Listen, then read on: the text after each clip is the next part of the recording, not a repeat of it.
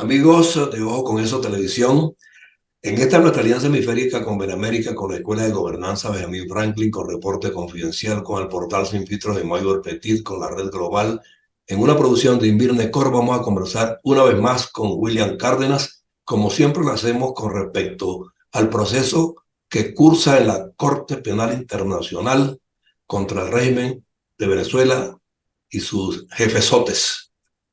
Hubo dos audiencias de apelación, se manejaron muchos términos, unos intentaron confundir, supuestamente pues dijeron que habían destrozado los argumentos de la fiscal o del fiscal, pero quien más nos puede dar precisiones es William, justamente porque ha manejado este tema desde sus comienzos, en instancias jurídicas propiamente dichas y en la elaboración de algunos expedientes y asesorando a muchas víctimas. Entonces, William, vamos a clarificarle al mundo y al mundo democrático qué es lo que puede pasar y la presencia de los funcionarios venezolanos defendiendo al régimen. ¿Cómo la viste?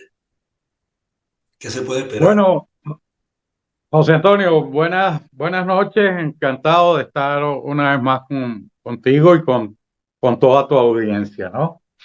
Eh, yo creo que vamos a tratar de darle darle a lo que ocurrió esta semana en la Corte Penal Internacional la verdadera importancia que ha tenido, ¿no? Mira, es la primera vez en estos veintitantos años que llevamos padeciendo eh, los crímenes de lesa humanidad en Venezuela, porque eso empezó justo paralelamente con la entrada en vigor del Estatuto de Roma, el año 2002.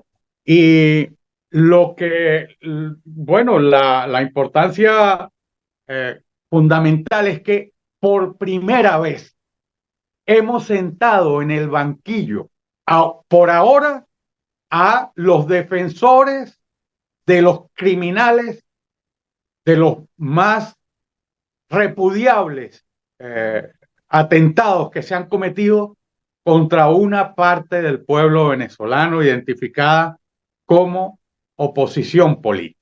Y no solo los hemos sentado en el banquillo, sino que es la primera vez que se produce en la Corte Penal Internacional y concretamente en la sala de apelaciones una audiencia pública de esta naturaleza. En este sentido, lo que ha ocurrido es extraordinariamente importante, porque hemos sentado en el banquillo a los representantes del gobierno venezolano por los crímenes que han cometido contra nuestro pueblo, ¿verdad? En el tribunal más importante que investiga y castiga, establece las responsabilidades y castiga a los criminales de lesa humanidad. Entonces, eso no es cualquier cosa. Yo creo que para el equipo con el que trabajo y para mí ha sido llegar a un momento por el que hemos luchado durante más de 20 años. Y bueno, pues eso nos da mucha satisfacción a nosotros, pero al pueblo venezolano tiene que darle muchísima esperanza. O sea, por fin hay un órgano jurisdiccional que se está ocupando de la investigación y de buscar los caminos para que esos crímenes sean investigados, se establezca quiénes son los responsables, quiénes han sido los responsables y se les establezcan las sanciones correspondientes. Yo creo que esa es la parte del significado de lo que pasó esta semana. Repito, además es inédito. Es la primera vez que la sala de apelaciones realiza una audiencia pública de esta naturaleza. Ha habido dos casos en los que se han celebrado apelaciones, el de Filipinas y el de Afganistán, pero en uno de ellos se convocó para anunciar el fallo y para decir el fallo. En este caso no.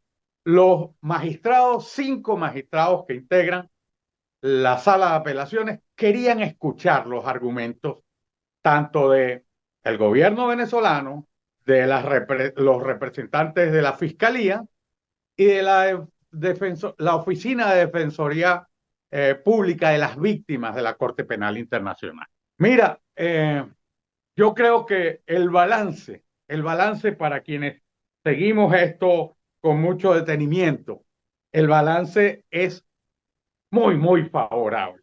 Muy favorable porque hemos constatado ahora en audiencia pública que los representantes del régimen no tienen argumentos para poder impedir que esta investigación avance.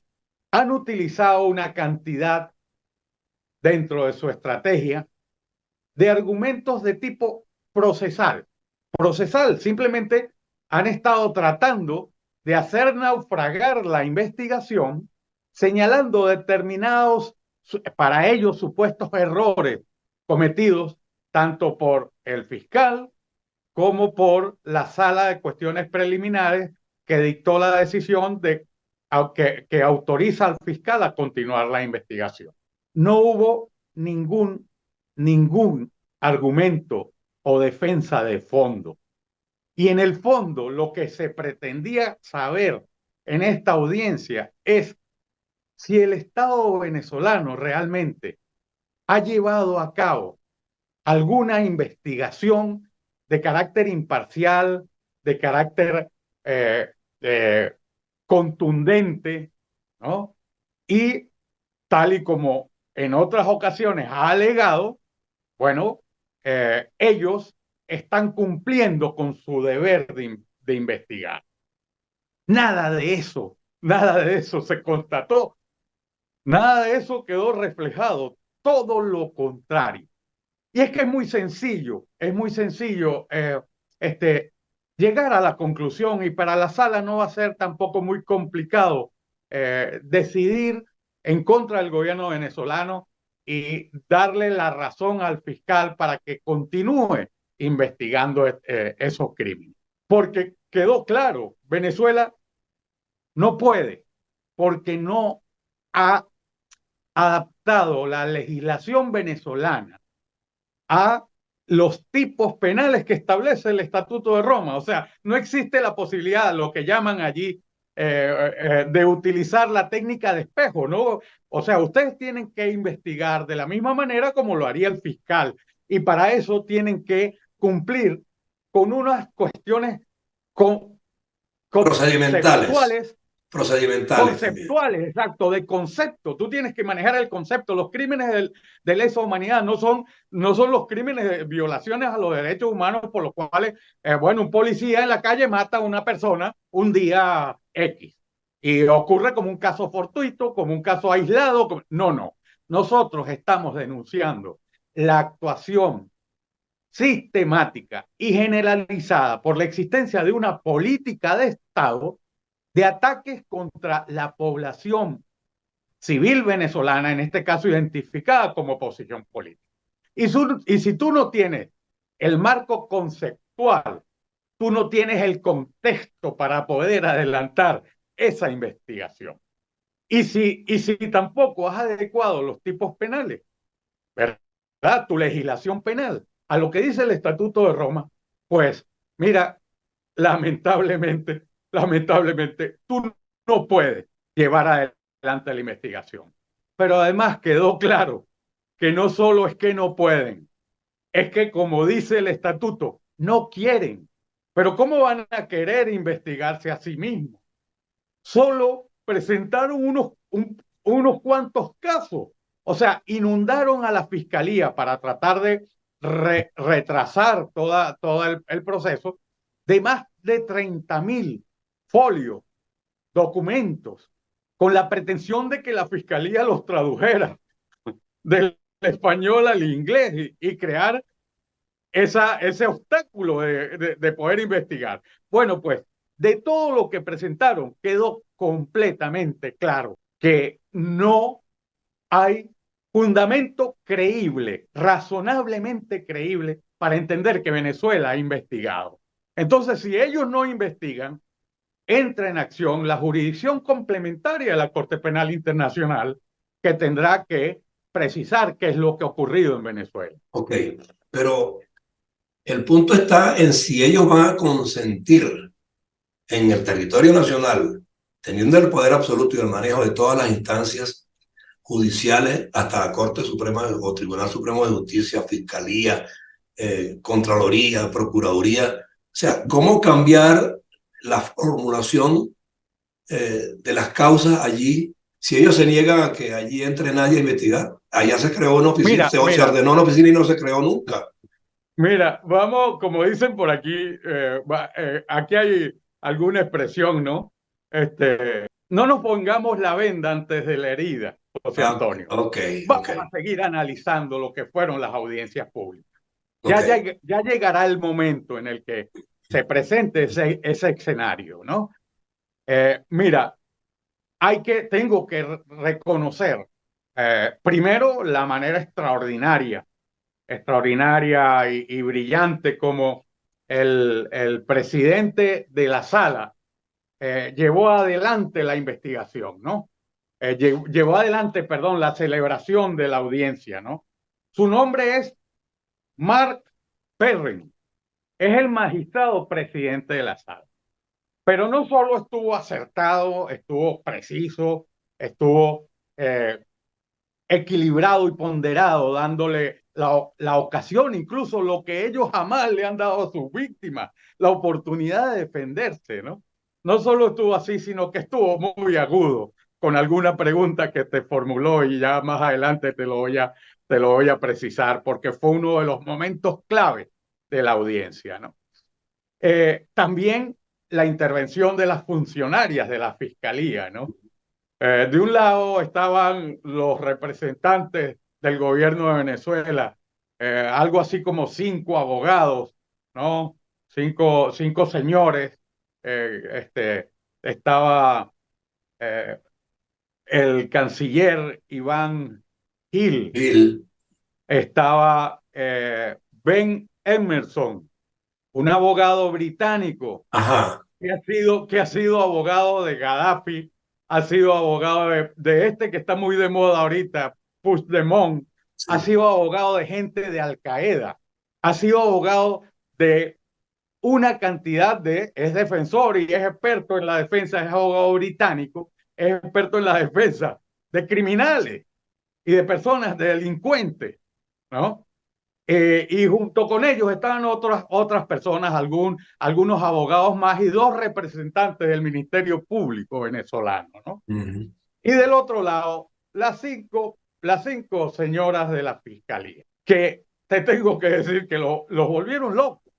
Y los vuelven locos porque estos se presentaron allí con unos argumentos completamente inconsistentes, o sea, faltos de cuando tú no tienes fundamentos y cuando tú estás defendiendo, ¿quién puede defender válidamente lo que ha pasado en Venezuela? Pero ¿de dónde Es que sacaron ellos? ¿De dónde sacaron ellos en las declaraciones que dieron los funcionarios venezolanos que demolieron los argumentos de la Fiscalía de la Corte?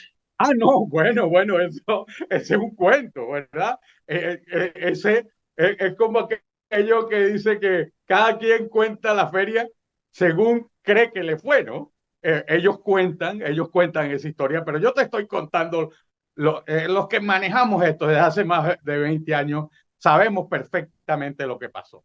Y la otra persona que tuvo un papel también muy importante fue la representante de la Oficina de Defensa de las Víctimas de la Corte Penal Internacional. Te voy a tratar de resumir rápidamente la actuación de algunos de ellos porque vale la pena resaltarla, ¿no? La audiencia empezó cuando el presidente, el magistrado presidente de la sala le da la palabra, Mark Perrin le da la palabra a Ben Emerson, Ujú. un abogado británico. Qué curioso, los que critican al imperio utilizan un abogado británico para que los defienda. Es curiosísimo, ¿no? Y le da la palabra y este señor se explaya en una cantidad de consideraciones para tratar de fundamentar su argumento de que la sala de cuestiones preliminares y el fiscal, bueno, pues habían cometido errores, ¿no? Y que uno de los errores era que no les habían identificado en la comunicación que se remite de conformidad con el artículo 18, no les habían identificado suficientemente a las víctimas, a los hechos, a, a los sospechosos y a los responsables, ¿no? O sea, el hombre criticaba, este abogado famosísimo, criticaba que no se había suministrado la información adecuada al Estado venezolano para poder dar eh, eh, una respuesta pertinente y eficaz, ¿no? También argumentó que no se habían traducido los documentos, ¿no? Cuando en la Corte hay dos documentos, dos idiomas de trabajo, pues que son el inglés Y el francés. y el francés. Okay. Y si tú quieres llevar algo, ¿verdad? Y quieres hacerlo valer, tradúcelo. Ah, no, se presentaron con 30.000 folios y querían que la corte se los tradujera, ¿no? Y luego se presentan a decir, no, yo no te puedo responder porque tú no hiciste la traducción de los documentos y no me pediste lo que yo quería que me pidiera. Imagínate. Bueno, se paseó, se Pero estuvo paseando es por medio aquí. infantil eso, ¿no? Bueno, pero es que además llegó a cometer la insolencia de decir que, que los magistrados de la sala de cuestiones preliminares que había tomado la decisión que ellos estaban apelando eran unos incompetentes. Qué barbaridad. Esos tres magistrados resulta que, que forman parte de los 18 magistrados que integran la Corte Penal Internacional. Imagínate. Bueno, pues este señor tan famoso y tan listo, se le ocurrió decir que esos señores que Eran habían dictado la incompetentes. decisión eran unos incompetentes y que el fiscal, en consecuencia, también era incompetente, ¿no? Bueno, fueron 15 minutos de exposición larguísima y fundamentando que si en el caso de Gaddafi, en lo que ha manejado él, lo que es su experiencia, ¿no? En la defensa de criminales, ¿no? Entonces, bueno, inmediatamente el magistrado presidente de la sala le dio la palabra a la fiscalía, ¿no? Y una de las chicas de la fiscalía hizo alusión para dar respuesta a lo que decía el señor Emerson, de una manera muy sencilla, ¿no? Le tumbó todo, le dijo, mire, estimado colega, he estado escuchando todo lo que usted dice, ¿no? Y especialmente en lo que se refiere a que, y nos imputa como que no informamos les dimos a ustedes toda la información de conformidad con el artículo 18, de cuáles eran las víctimas, de cuáles los sospechosos, de cuáles, y le dijo la chica, le dijo, bueno, usted, usted con eso, todo eso que dijo es un disparate y es un error y está equivocado. Usted pretende que empecemos la casa por el tejado. Le desmontó Qué por completo, barbaridad. por supuesto. Y entonces, o sea, lo que dejaba en evidencia era que ellos no han investigado. Y como no han investigado, ellos no tienen ni casos, ni víctimas, ni sospechosos. Y sobre todo, los casos que presentan ellos son sobre funcionarios subalternos, el policía que le pegó el tiro a el guardia nacional que golpeó a otro. Aquí no estamos investigando los autores materiales de esto. Los crímenes de lesa humanidad van dirigidos a establecer las responsabilidades de los altos mandos que ordenaron la comisión de esos crímenes para que fuera una política sistemática y generalizada. O sea, para que existiera una política para que se entienda que el contexto de eso, de todo esto, se desarrolle en el marco de una política de Estado. Bueno, pues este señor, este abogado Emerson, no solo tuvo ese tropiezo, ¿no?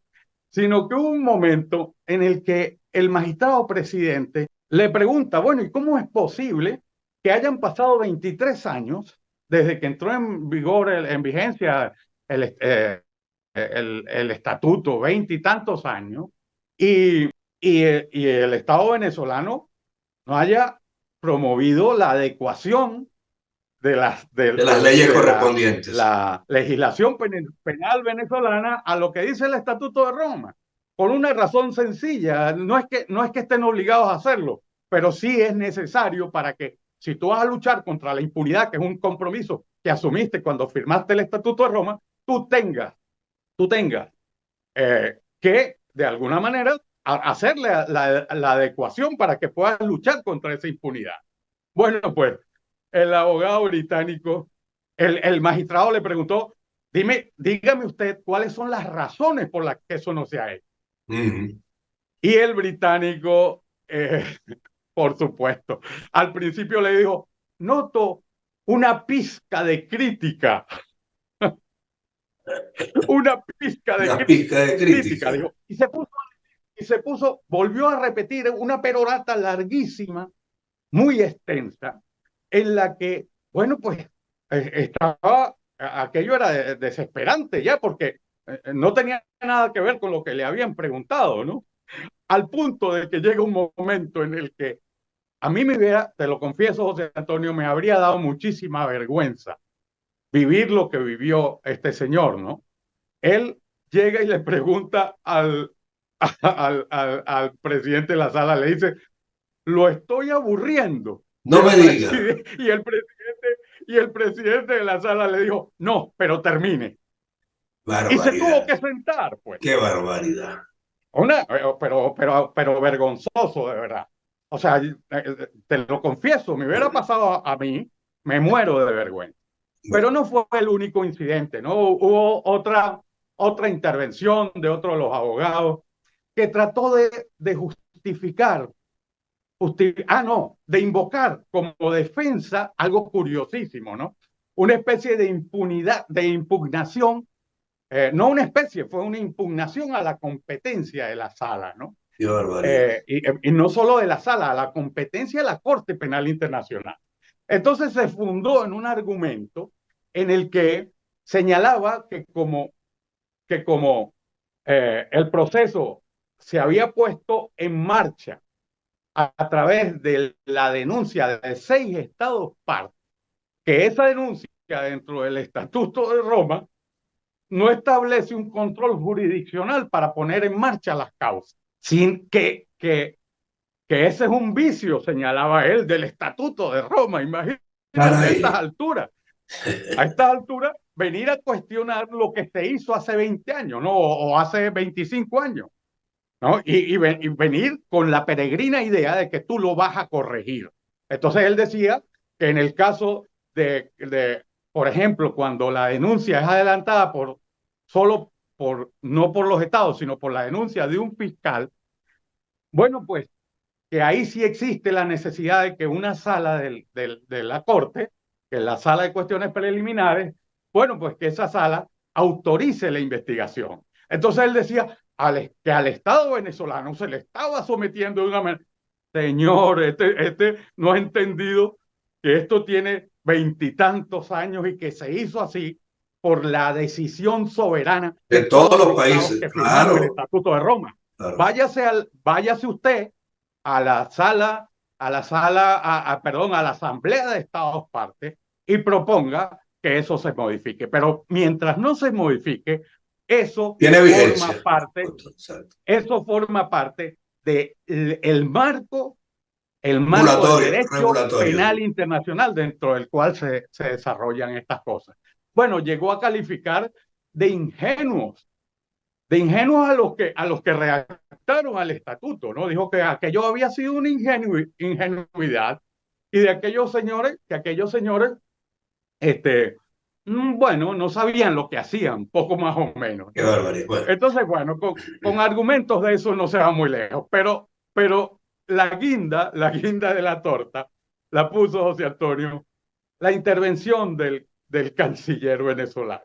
El canciller venezolano, bueno, con una puesta en escena, ¿no? Pensando que estaba en un mitin político en alguna parte de nuestro territorio, ¿no? En una campaña política, leyó un discurso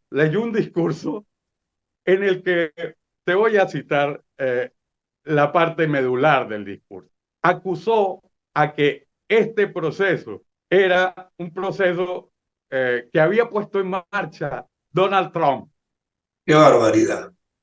Que todo era, que todo esto había ocurrido porque Donald Trump había incitado a unos estados para que denunciaran a Venezuela ante la Corte Penal Internacional y que todo formaba parte de esa gran confabulación contra Venezuela en la que se han establecido y citó el número de sanciones y que son las sanciones en el fondo eh, toda la razón de nuestra estrategia. Este señor no entiendo en qué mundo vive, ¿no? Este no se ha enterado de lo que ha pasado en Venezuela, que han salido 8,5 millones de personas desplazadas de manera forzosa, que ha habido asesinatos, persecución, detenciones arbitrarias, ilegales, tortura, Hambruna, chico, hambruna crímenes empezando. que lo debe saber muy bien, Claro. crímenes de exterminio por la privación intencional De de alimentos y alimentos y medicinas. medicinas contra el Claro. pueblo venezolano. Sí. Entonces, bueno, ya me dirás tú que con esos argumentos, estos amigos de Maduro quisieron a quienes van a sorprender. Bueno, Van a sorprender a unos magistrados acostumbrados a conocer de este tipo de cosas y a saber cuándo realmente existe un argumento, telaraña de conjuras argumentales para mezclar lo político con lo jurídico y tratar de alguna manera salvar la responsabilidad de unos criminales, ¿no? sí. Bueno, William, Entonces, nos bueno, quedan mira, pocos minutos. así fue la historia. Sí, Ok, nos quedan pocos minutos y te estoy. cuento finalmente, sí, Sí, adelante. en toda esta representación eh, y este escenario que tuvimos allí, bueno, pues estaba este señor Emerson, que ya te digo que es abogado fue abogado de Gaddafi, de Al Qaeda, de gente de Al Qaeda vinculada con Al Qaeda, el Puigdemont, también está gente vinculada a Baltasar Garzón, ¿no? Estos son los que representan Sí. a los criminales del gobierno venezolano. Por eso quisimos tenerte a ti hoy, porque nadie más indicado para nosotros que tú como presidente del Comité Venezolano contra la Impunidad en Venezuela, ¿no? Porque nos has detallado cómo transcurrieron las cosas que muchos no alcanzaron a ver en televisión. Y lo que me quedaría por preguntarte para finalizar es qué podemos esperar en los próximos meses. ¿Cuáles son los siguientes pasos que daría la Corte y el fiscal? Para en unos 2 minutos me resuma eso. Bueno, mira, muy rápido, José Antonio. En esto hay que ir paso a paso, ¿no? Eh, ahora, ahora tenemos que esperar la decisión de la sala de apelaciones acerca de si se continúa o no con la investigación de crímenes de lesa humanidad en Venezuela que adelanta el fiscal Karim Khan. Yo creo que no debe tardar mucho eh, la decisión de la sala. No me extrañaría que incluso se convocara una audiencia para conocer ese fallo. Así que tenemos que estar muy atentos. Ok. Tenemos que estar muy atentos. Nosotros confiamos muchísimo en el trabajo que se ha hecho, confiamos en el esfuerzo que han hecho las víctimas sobre todo. Mira, esa pregunta que formuló el presidente de la sala formaba parte de uno de los argumentos que nosotros presentamos, ¿no? Cuando tuvimos la oportunidad de hacerlo, porque ellos brindaron la oportunidad para que las víctimas expusieran sus argumentos. Esa fue una de los argumentos que utilizamos y que obviamente recogió el presidente de la sala. O sea que nosotros entendemos que ellos ya conocen perfectamente lo que hay, que les llevará un tiempo la reacción del fallo una vez vista la audiencia, que fue de 2 días, bastante larga, y considerando todas esas cosas, tenemos la confianza de que se va a producir un fallo a favor de que se continúe con la investigación. Se con la investigación. congeló. Ok, bueno, yo te agradezco mucho. Hay muchas cosas que podríamos seguir hablando, pero el tiempo nos limita un poco. Pero lo importante es que aquí resumimos con toda claridad lo que ocurrió en la audiencia, lo que percibe el mundo democrático hoy día con respecto al régimen venezolano, porque la justicia de alguna manera tiene que funcionar en un momento dado y es lo que todos estamos abogando pues para que la democracia resplandezca por encima de este tipo de regímenes abusadores y totalitarios. ¿Ok? Muchas gracias, José Antonio. Un abrazo. Gracias, William. Un Hasta luego. abrazo.